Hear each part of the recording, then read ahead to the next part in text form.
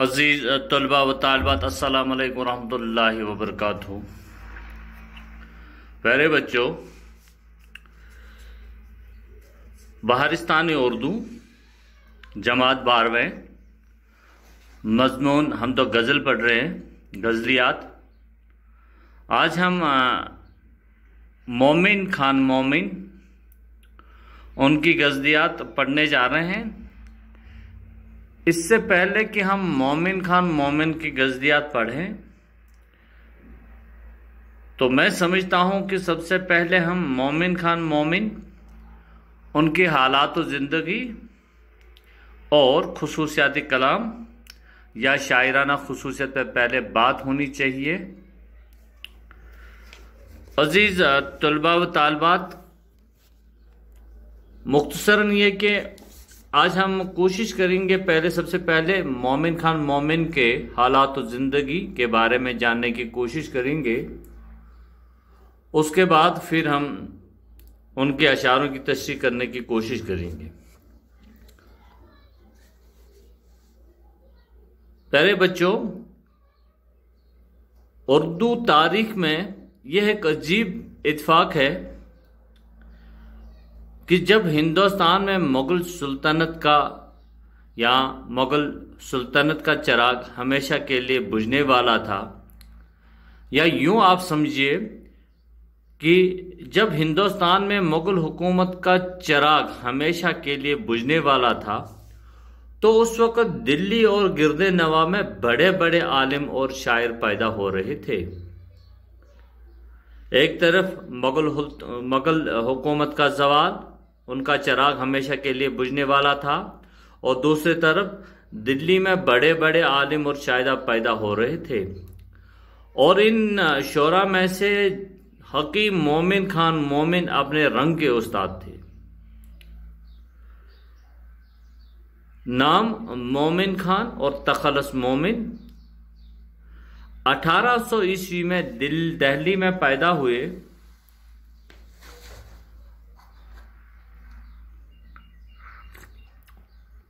आपके वालिद मोहतरम का नाम गुलाम नबी कश्मीरी था।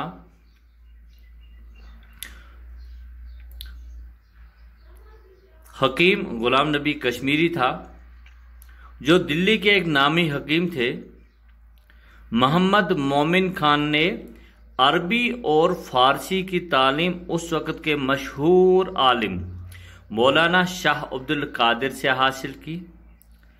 तिब यानी कि हिकमत की किताबें अपने वालिद और चचा से पढ़े, और वालिद के मुताबिक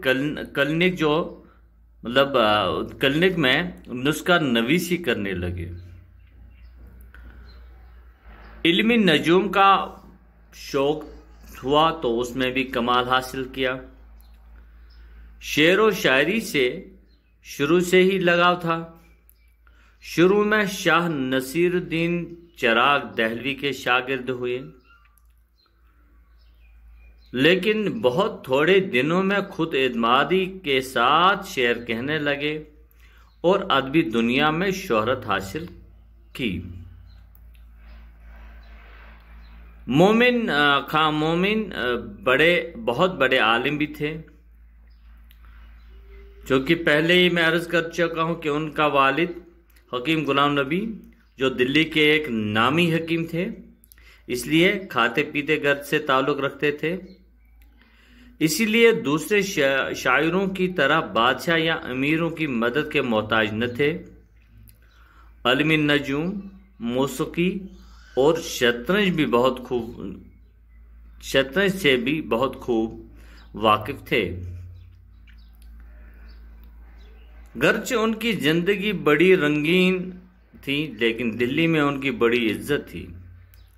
इल्म नजूम की राव से अपने मरने के मुतालिक पेशन गोइयां भी की थी, और लगभग 53 बरस की उम्र में कोठे से गिर पड़े, और 5 माह बाद ही अपने ही पेशन गोई के मुताबिक 1853 ईस्वी में वफात पाई। हकीम मोमिन खान का शुमार उर्दू के गजल गो शोरा के सफ़ी अव्वल में शुमार होता है।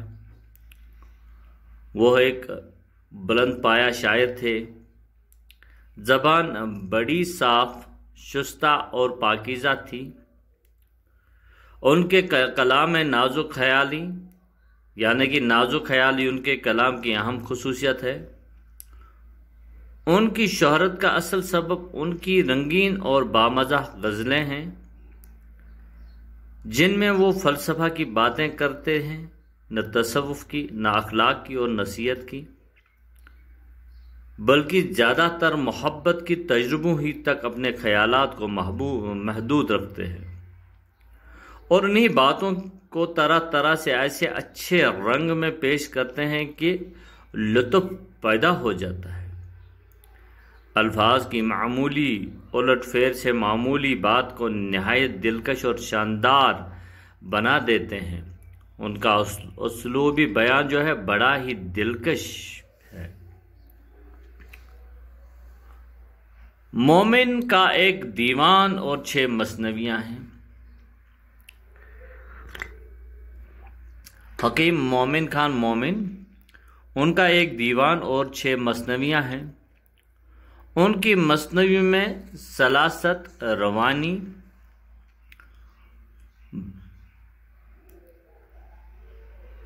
और आप बीती होने की हैसियत से वो बहुत पुरअसर है।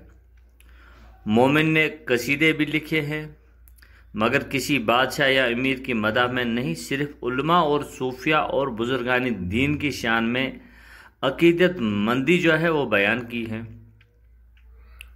बहुत से लोग मोमिन का मुकाबला गालिब से करते हैं, लेकिन सच तो यह है कि मोमिन के कलाम में गालिब जैसी गहराई और वसत नहीं मिलती है।